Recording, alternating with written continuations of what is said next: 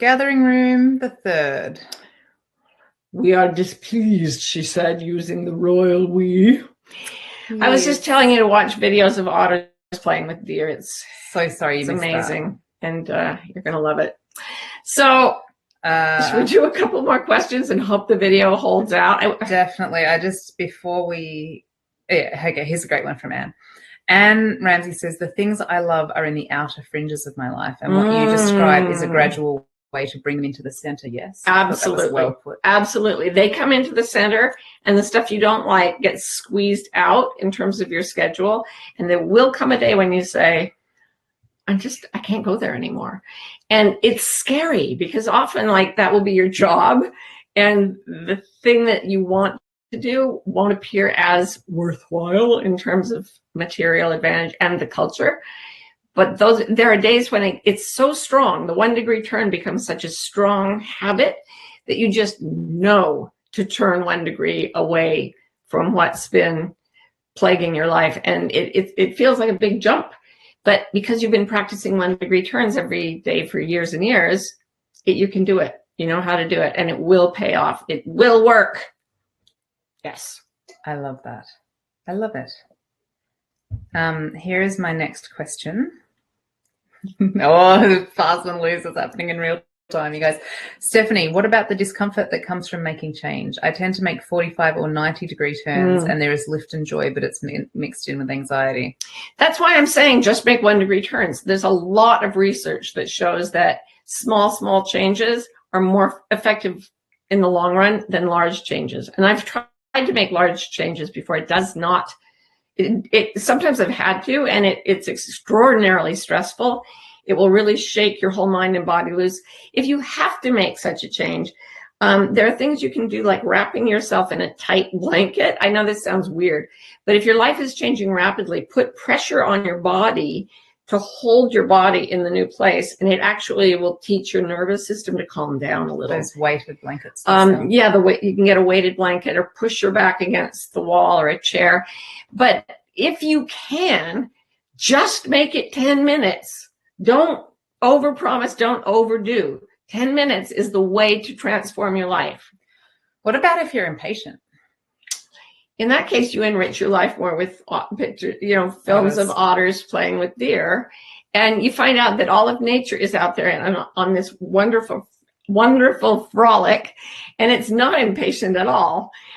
As Eckhart Tolle says, if you asked an eagle what time it was, he'd say, "What do you mean what time it is? It's now. It's always now." And then you can like zone into the now. And if you find the bliss in now, it really helps when things don't happen the way you want them to right away. Yeah. Find the bliss in now and make your 10-minute 1 degree change. I love it. Lara is sort of joking, but sort of not. She says 1 degree, which way? Toward joy, always. Just toward joy, toward lift. You'll feel it in the body. Even if you can't know it in the mind, the body says yes when you turn towards something that's useful. So you can do it. Just click through the internet, see which dancing parrot video makes you feel the best, and turn toward that one. Yes. Brilliant.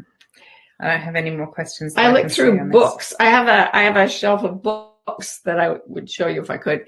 But I literally get up every morning and just kind of run my hand across them and see which one gives me the most lift on that particular day. And sometimes it's something really simple and short. And sometimes it's something very complex and immense. But there's always that feel of, oh, that will lift me today. So get familiar with a range of things and just keep adding what lifts you.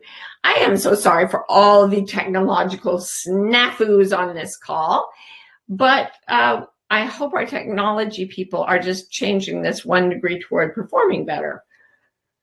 Do you guys think that we should cut out this software that we use that allows the comments to be written on the bottom? I'm genuinely asking. I want to know the truth, because that's where the technical problems are coming from.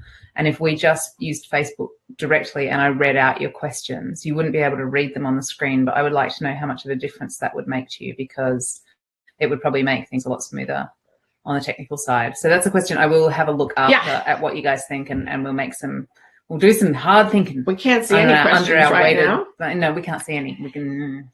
Thank goodness my phone. I've got one more question. Oh, good. Holly says, what if you try to make small changes, but then everything else seems to go wrong all at once? It will. It will.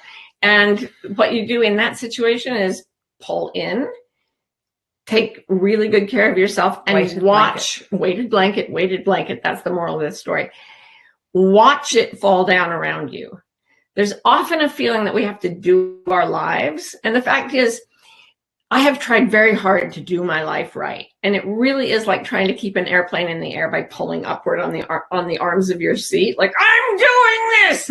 And the fact is, we're not really doing this. It's being done through us. And we have these tiny degrees of control. But things want to happen through you.